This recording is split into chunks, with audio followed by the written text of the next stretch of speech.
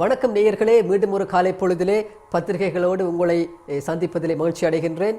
வல்லமை போன்று கொழும்பிலிருந்தும் யாழ்ப்பாணத்திலிருந்தும் பிரசுரமாகின்ற தமிழ், சிங்கள மற்றும் ஆங்கில பத்திரிகைகளிலே வெளிவந்திருக்கின்ற முக்கிய செய்திகளை இன்று நாங்கள் பார்க்கவிருக்கின்றோம்.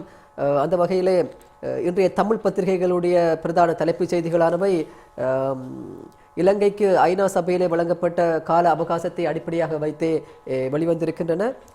வீரகேசரி பத்திரிகையினுடைய பிரதான தலைப்பு செய்தியானது 2015ஆம் ஆண்டு ஜெனீவா பிரேரணை 2 வருட கால அவகாசத்தில் முழுமையாக அமுலுக்கு வரும், அனைத்து தரப்புடனும் இணைந்து திட்ட வரைவு உருவாக்கப்படும் என்கிறார் மங்கள சமரவீர என்ற தலைப்பிலே பிரசுரமாகி இருக்கின்றது. போர்க்குற்றங்கள் தொடர்பான விசாரணை பொறிமுறையின் இறுதி வடிவமானது பாதிக்கப்பட்ட மக்களுக்கு நீதி வழங்குவதாகவும் உலக நாடுகளின் நம்பகத்தன்மையை பாதுகாப்பதாகவும் அமையும். அதேபோன்று கருப்பு ஆடுகளை அடையாளம் காணக்கூடியதாகவும் இருக்கும். எனவே எமக்கு வழங்கப்பட்டுள்ள 2 வருட கால அவகாசத்திற்கான செயற்திட்டம் விரைவில் முன்னெடுக்கப்படும் என வெளிவிவகார அமைச்சர் மங்கள சமரவீர தெரிவித்ததாக அந்த செய்தி தொடர்ந்து செல்கின்றது. மேலும் அந்த செய்தியிலே வடக்கிலே கண்ணீரில் வாடுகின்ற மக்களுக்கு நீதி வழங்குவதே நல்லாட்சி அரசாங்கத்தினுடைய கடமையாகவும் நோக்கமாகவும் இருக்கின்றது என்றும் மங்கள சமரவீர அவர்கள் தெரிவித்ததாக அந்த செய்தி தொடர்ந்து செல்கின்றது. ஜனாதிபதி எம்மையும் திரும்பி பார்க்க வேண்டும், நாங்களும் இந்த மண்ணின் பிரஜைகள் தானே என்ற தலைப்பிலே ஒரு செய்தி இங்கு பிரசுரமாகி இருக்கின்றது. கேப்பா பிளவு பூர்வீக கிராம மக்கள் தமது சொந்த கிராமத்தையும் வீடு வாசல்களையும் கையகப்படுத்தி நிலை கொண்டுள்ள இராணுவத்தினர் அவற்றை விடுவிக்க வேண்டும் என கோரி முன்னெடுத்துள்ள தொடர் போராட்டம் நேற்று 28வது நாளாகவும் தீர்வின்றி தொடர்ந்து கொண்டிருக்கின்றது. அதேவேளையிலே அந்த போராட்டத்தில் ஈடுபட்டு கொண்டிருக்கின்ற அந்த மக்கள் தெரிவித்திருக்கின்றார்கள் என்னவென்றால், இறுதிக்கட்ட யுத்தத்திலே எங்களுடைய உறவுகளை நாங்கள் தொலைத்திருக்கின்றோம், இழந்திருக்கின்றோம். ஏனைய காலத்தை எங்களுடைய சொந்த மண்ணிலே நாங்கள் வாழ்வதற்கு ஜனாதிபதி அவர்கள் வழிவகை செய்ய வேண்டும் என்று அவரை கேட்டுக்கொள்கின்றோம் என்று அவர்கள் தெரிவித்ததாக அந்த செய்தி தொடர்ந்து செல்கின்றது. ரவிராஜ் கொலை விவகாரம், விடுவிக்கப்பட்ட கடற்படையினர் எங்கு உள்ளார்கள் என தெரியாது, கடற்படை தளபதி நீதிமன்றக்கு அறிவிப்பு என்ற தலைப்பிலே இன்னொரு செய்தி கட்டப்படப்பட்ட செய்தியாக பிரசுரமாகி இருக்கின்றது. படுகொலை செய்யப்பட்ட யாழ் மாவட்ட முன்னாள் பாராளுமன்ற உறுப்பினர் நடராஜா ரவிராஜ் விவகாரத்தில் குற்றமற்றவர்கள் என கருதி விடுதலை செய்யப்பட்ட கடற்படை வீரர்கள் 3 எங்கு எப்படி உள்ளார்கள் என தமக்கு தெரியாது என கடற்படை தளபதி வைஸ் அட்மிரல் ரவீந்திர விஜய குணரத்ன நேற்று மேன்முறையீட்டு நீதிமன்றத்தில் தெரிவித்ததாக அந்த செய்தி இங்கு பிரசுரமாகி இருக்கின்றது. குற்றம் சாட்டப்பட்ட கடற்படையினர் குற்றவாளிகள் அல்ல என்று சிறப்பு ஜூரிகள் சபையினாலே அவர்கள் விடுதலை செய்யப்பட்ட பின்னர் மீளாய்வு மனு ஒன்றினை நடராஜா ரவிராஜனுடைய மனைவி அவர்கள் மேன்முறையீட்டு நீதிமன்றத்திலே தாக்கல் செய்திருந்தார்.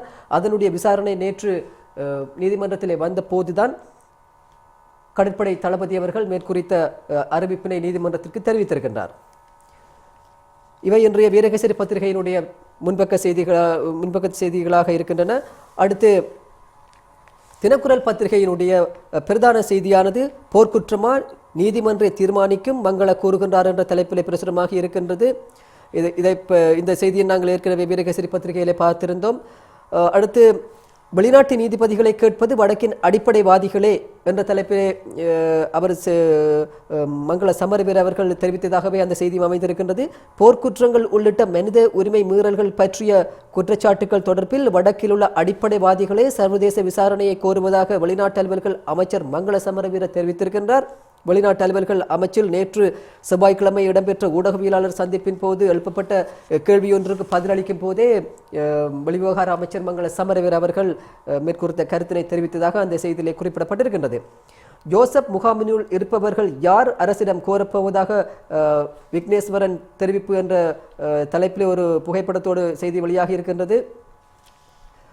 நேற்று யாழ்ப்பாணத்திலே காணாமல் போனவருடைய உறவினர்களை சந்தித்த வடக்கு முதல்வர் சி.வி. விக்னேஸ்வரன் அவர்கள் ஜோசப் முகாமினுள் இருப்பவர்கள் யார் என்ற கேள்வியை, அங்கே யார் தடுத்து வைக்கப்பட்டிருக்கின்றார்கள் என்ற கேள்வியை அரசாங்கத்திடம் கேட்கப் போகின்றேன், இதற்குரிய விளக்கத்தை அரசாங்கம் கொடுக்க வேண்டும் என்று தெரிவித்ததாக அந்த செய்தி இங்கே பிரசுரமாகி இருக்கின்றது. ஐநா தீர்மானத்தை அமுல்படுத்த ஒருபோதும் இடமளிக்க மாட்டோம், முன்னாள் படையினரை அணி திரட்டி போராடுவோம் என்கிறார் சரத் வீரசேகர என்ற தலைப்பிலே பிரசுரமாகி இருக்கின்றது. ஐநா மனித உரிமைகள் பேரவையில் 2015ஆம் ஆண்டு நிறைவேற்றப்பட்ட தீர்மானத்தை இலங்கையில் அமுல்படுத்துவதற்கு ஒருபோதும் இடமளிக்க மாட்டோம். உயிரை பணயம் வைத்தேனும் முன்னாள் படையினரை அணிதிரட்டி அதை தடுத்து நிறுத்துவோம் என்று சூளுரைத்துள்ளார் முன்னாள் படைச்சிப்பாய்களின் ஒன்றியத்தின் ஏற்பாட்டாளரான ரியர் அட்மிரல் சரத் வீரசேகர் அவர்கள்.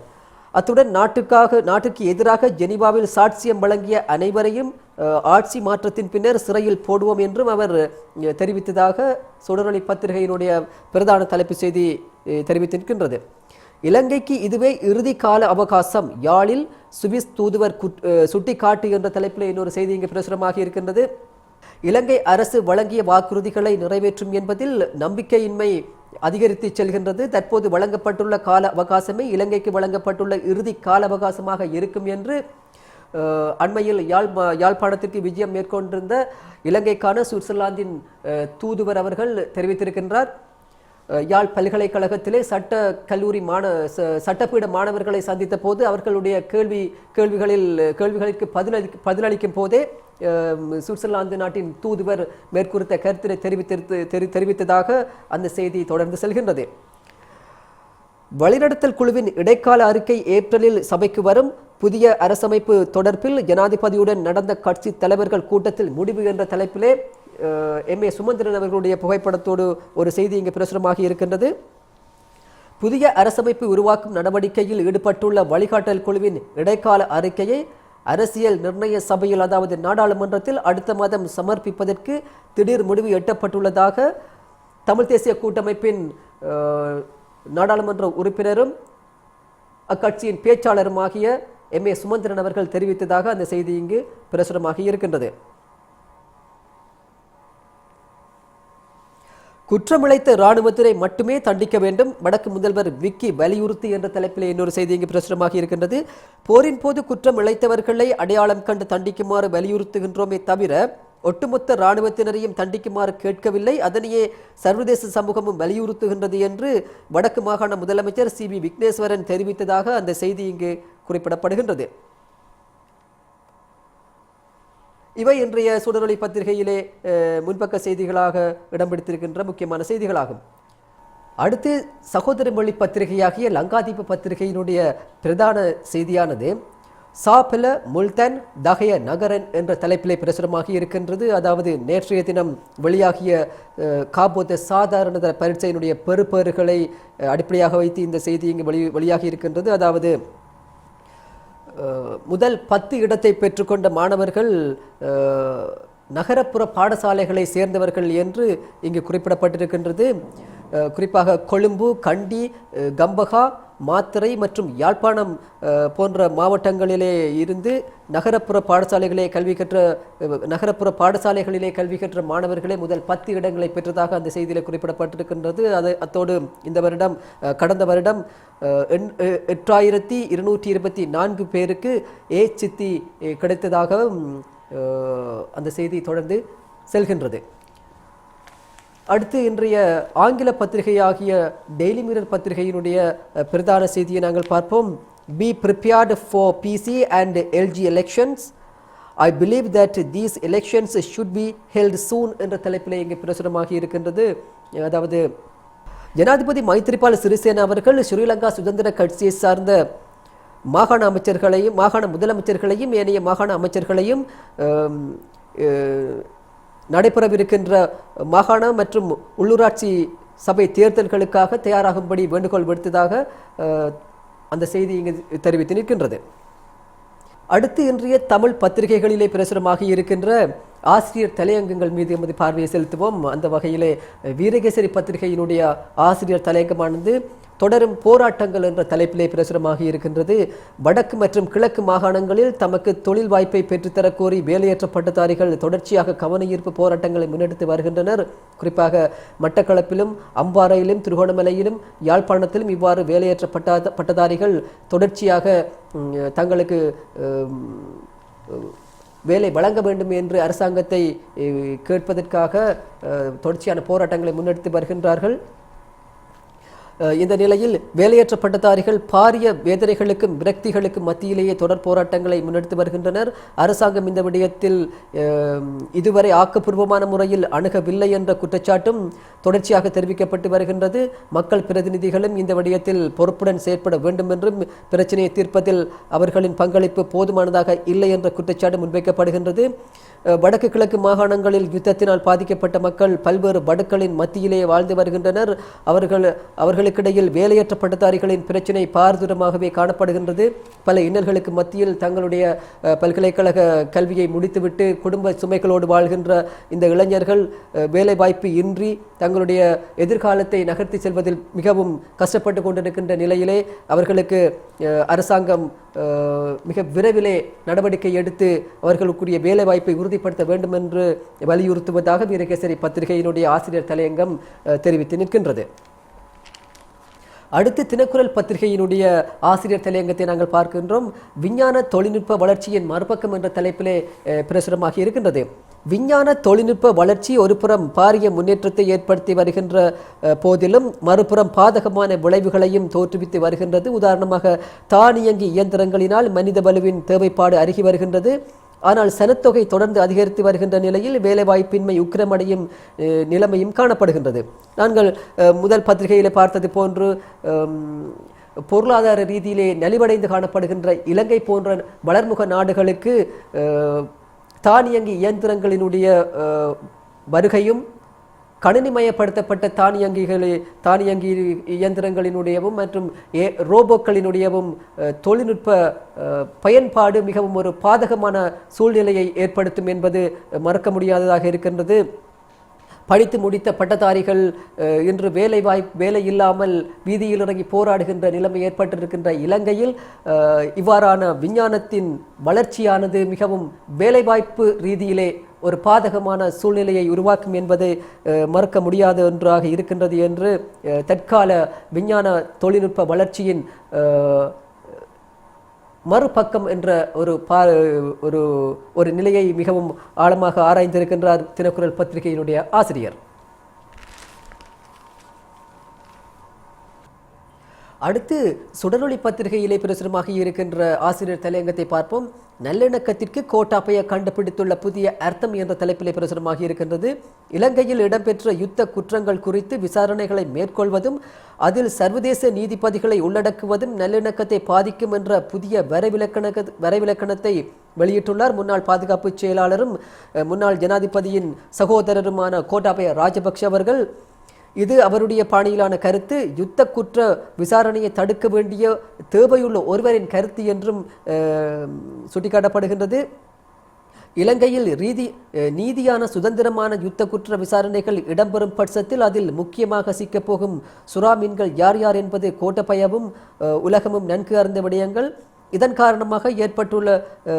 காரணமாக எப்பாடுபட்டாவது யுத்த குற்ற விசாரணைகளை தடுக்க வேண்டிய தேவை கோட்டபய ராஜபக்ஷவுக்கு ஏற்பட்டுள்ளது.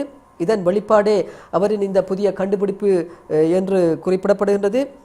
உள்நாட்டு யுத்தம் அல்லது இன அழிப்பு, எதேச்சதிகாரம், மனிதகுலத்திற்கு எதிரான குற்றங்கள் போன்றவற்றில் சிக்கி பேரழிவை சந்தித்த மக்கள் தங்களுக்கு இழைக்கப்பட்ட கொடுமைகளுக்கு யார் காரணம் என்பதை முழுமையாக உணர்ந்து கொள்வதும் குற்றமிழைத்தவர்கள் உத்தரவிட்டவர்கள் நீதியின் முன் நிறுத்தப்படுவதை கண்டு நிம்மதி பெருமூச்சடைவதும் மிகவும் முக்கியமான விடயமாக இருக்கின்றது. இலங்கையில் பாரிய மனித உரிமை மீறல்களுக்கு உள்ளான தமிழ் மக்கள் அதனால் ஏற்பட்ட வலிகளுடன் வேதனைகளுடன் வாழ்வதையே கோட்டபய ராஜபக்ஷ விரும்புகின்றார்.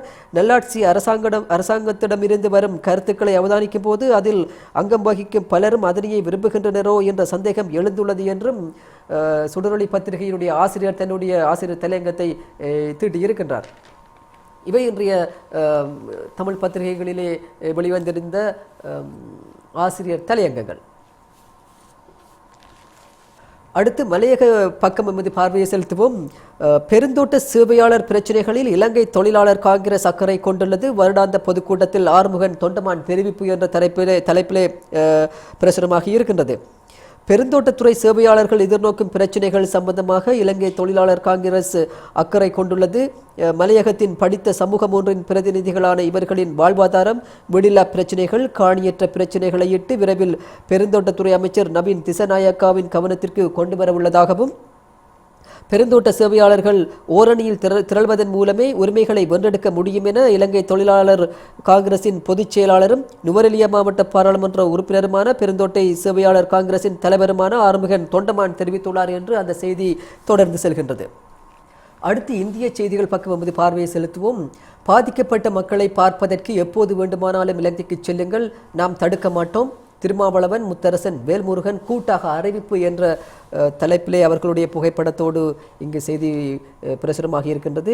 நடிகர் ரஜினிகாந்த் ஏன் இலங்கைக்கு செல்லக்கூடாது என்று வலியுறுத்தப்பட்டது மற்றும் லைக்கா நிறுவனம் குறித்து தெளிவுபடுத்துவதற்காக விடுதலை சிறுத்தைகள் கட்சி தலைவர் திருமாவளவன், இந்திய கம்யூனிஸ்ட் கட்சியின் மாநில செயலாளர் முத்தரசன், தமிழக வாழ்வுரிமை கட்சி தலைவர் வேல்முருகன் ஆகியோர் கூட்டாக நேற்று செய்தியாளர்களை சந்தித்திருக்கின்றனர். அப்போது திருமாவளவன் செய்தியாளர்களிடம் தெரிவிக்கும் போது, நடிகர் ரஜினிகாந்த் இலங்கை பயணத்தை தவிர்ப்பது நல்லது என்று கோரிக்கை விடுத்தோம். தற்போதைய அரசியல் சூழ்நிலையில் அவருக்கு சிக்கலை ஏற்படுத்தும் என்றுதான் இந்த கோரிக்கையை வைத்தோம். எங்கள் கருத்தை ரஜினிகாந்த் புரிந்து கொள்ளவில்லை என்று தெரிவித்திருக்கின்றார். நாங்கள் விடுத்த வேண்டுகோளுக்கு பதில் வேண்டுகோளாக ரஜினிகாந்த் ஒரு வேண்டுகோளை விடுத்துள்ளார். வருங்காலத்தில் நான் ஈழம் செல்வேன், அப்போது என்னை எதிர்க்காதீர்கள் என்று கேட்டுக்கொண்டிருக்கின்றார். இன்றைக்கு நாங்கள் 3 கட்சிகளின் சார்பில் ரஜினிகாந்திற்கு வேண்டுகோள் விடுக்கின்றோம். நீங்கள் பாதிக்கப்பட்ட மக்களை பார்ப்பதற்கும் பாதிக்கப்பட்ட பகுதிகளை பார்ப்பதற்கும் என்றைக்கு வேண்டுமானாலும் இலங்கைக்கு செல்லலாம். அங்கிருக்கும் மக்கள் உங்களை வரவேற்க தயாராக இருக்கின்றார்கள். நாங்களும் அதனை எதிர்க்கப் போவதில்லை. ஆனால் இலங்கையில் தற்போது இருக்கும் சூழ்நிலை சரியில்லை. தற்போதுள்ள அரசியல் சூழலில் மக்கள் அங்கே கொந்தளித்து போராடி கொண்டிருக்கின்றார்கள். தமிழக ஊடகங்கள் அதற்கு முக்கியத்துவம் அளிக்காமல் இருக்கலாம். அதனால் ரஜினிகாந்திற்கு தெரியாமல் இருக்கலாம். இலங்கையில் 6 தமிழர்களுக்கு ஒருவர் என்ற முறையில் சிப்பாய்களை வைத்து இராணுவம் அச்சுறுத்தி கொண்டிருக்கின்றது. இன்றைக்கும் இளமான்கள் மற்றும் பெண்கள் கடத்தப்பட்டு கொண்டிருக்கின்றார்கள். இதுவரை அவர்கள் என்ன ஆனார்கள் என்பது தெரியவில்லை. அந்த செய்தி தொடர்ந்து செல்கின்றது. அடுத்து உலக செய்திகள் பக்கம் பார்வையை செலுத்துகின்ற போது, மாலைதீவு முன்னாள் ஜனாதிபதி அப்துல் கயூம் கட்சித் தலைவர் பதவியிலிருந்து வெளியேற்றம், ஜனநாயகத்தை மீள நிலைநிறுத்த அமெரிக்கா அழைப்பு என்ற தலைப்பிலே பிரசுரமாக இருக்கின்றது.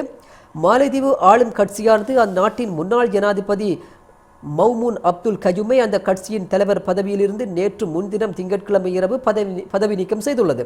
தற்போது ஆட்சியில் உள்ள தனது சகோதரர் முறையான அப்துல்லா ஜமீனுக்கு எதிராக தோல்வி கண்ட சதி புரட்சி ஒன்றுக்கு தலைமை தாங்கியதை அடுத்தே அவரது பணி நீக்கம் இடம்பெற்றுள்ளது. எதிர்க்கட்சித் தலைவரான முகமது நசீத் அரசாங்கத்திற்கு எதிராக பாராளுமன்றத்தில் வாக்கெடுப்பு ஒன்றை முன்னெடுக்க தனது ஆதரவாளர்களை ஊக்குவிக்கும் முயற்சியில் ஈடுபட்ட நிலையிலேயே அப்துல் கயூமின் பதவி நீக்கம் இடம்பெற்றுள்ளது. இந்நிலையில் மாலைதீவு ஜனநாயகத்தின் மீதான நம்பிக்கையை மீள ஏற்படுத்த வேண்டும் என அமெரிக்கா நேற்று செவ்வாய்க்கிழமை அழைப்பு விடுத்துள்ளது. சுதந்திரமான பாரபட்சமற்ற பாராளுமன்ற செயற்பாடுகளை உறுதிப்படுத்துவதன் மூலம் ஜனநாயகத்தை மீள நிலைநிறுத்த வேண்டும் என இலங்கை மற்றும் மாலத்தீவுக்கான அமெரிக்க தூதரகத்தினால் வெளியிடப்பட்டுள்ள அறிக்கையிலேயே குறித்த விடயம் குறிப்பிடப்பட்டுள்ளது என்று அந்த செய்தி தெரிவித்து நிற்கின்றது. இவை இன்றைய கொழும்பிலிருந்து வெளிவந்திருக்கின்ற பத்திரிகைகளிலே பிரசுரமாகி இருக்கின்ற விடயங்களாக இருக்கின்றன.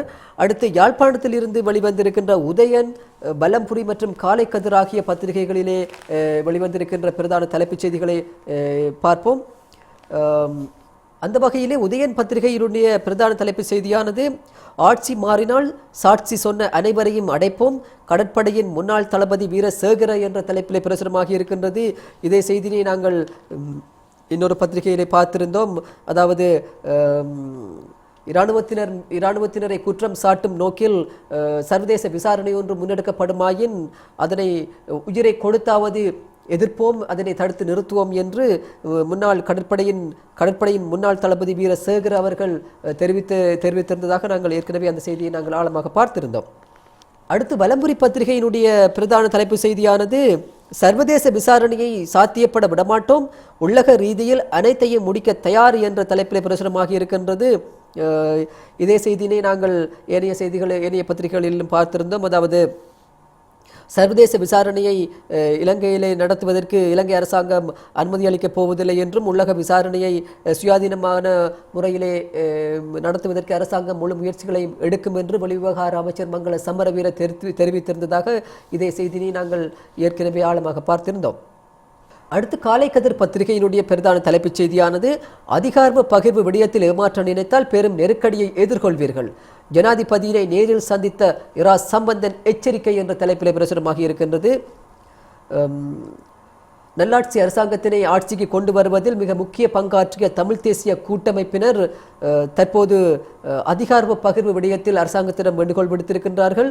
அந்த விடயத்திலே அரசாங்கம் தமிழர்களை ஏமாற்ற நினைத்தால் எதிர்மறையான விளைவுகளை எதிர்கொள்ள வேண்டி ஏற்படும் என்ற தொனியிலே அவர் ஜனாதிபதி மைத்திரிபால சிறிசேன அவர்களை சந்தித்த போது எச்சரிக்கை விடுத்ததாக அந்த செய்தியிலே தெரிவிக்கப்பட்டிருக்கின்றது.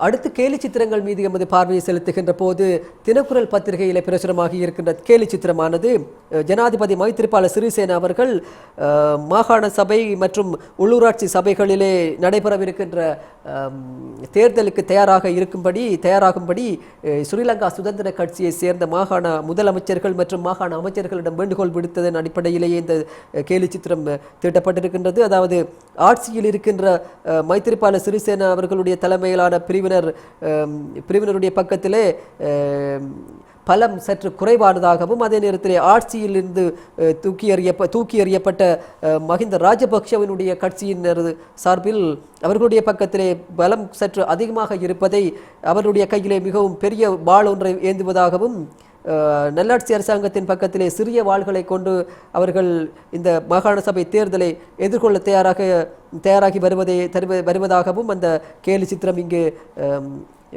விபரித்து நிற்கின்றது. நல்லது நேயர்களே, இதுவரை இன்றைய நாளிலே வெளிவந்திருந்த தமிழ், சிங்கள மற்றும் ஆங்கில பத்திரிகைகளிலே பிரசுரமாகி இருந்த முக்கியமான செய்திகளை நாங்கள் பார்த்திருந்தோம். மீண்டும் இன்னும் ஒரு நாளேடுகளில் நமது பார்வை நிகழ்ச்சியிலே உங்களை சந்திக்கின்றேன். வணக்கம்.